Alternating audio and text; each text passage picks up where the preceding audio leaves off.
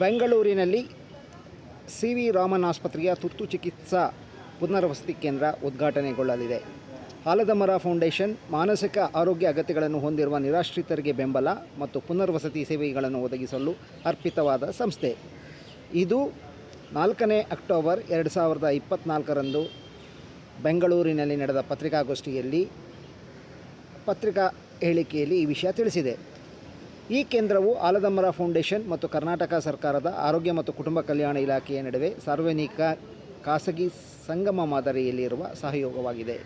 ECRC ನಿರಾಶ್ರಿತರಿಗೆ ಮಾನಸಿಕ ಆರೋಗ್ಯ ಕಾಯಿಲೆಗಳಿಗೆ ತುರ್ತು ಚಿಕಿತ್ಸೆ ಮತ್ತು ಪುನರ್ವಸತಿ ಸೇವೆಗಳನ್ನು ಒದಗಿಸುತ್ತದೆ.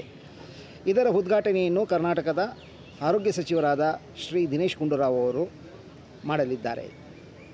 ಸದರಿ ಕಾರ್ಯಕ್ರಮವು ಕೇಂದ್ರ ಮತ್ತು ಅದರ ಸೇವೆಗಳನ್ನು ಸಾರ್ವಜನಿಕರಿಗೆ ಪರಿಚಯಿಸಲು ವೇದಿಕೆಯಾಗಲಿದೆ. ನಿರಾಶ್ರಿತರು ಮತ್ತು ಮಾನಸಿಕ ಆರೋಗ್ಯದ ಮೇಲೆ ಆರೋಗ್ಯ ಮತ್ತು ಕ್ರಿಯೆಯನ್ನು ಒತ್ತಿಸಲು ಉದ್ದೇಶಿಸಲಾಗಿದೆ.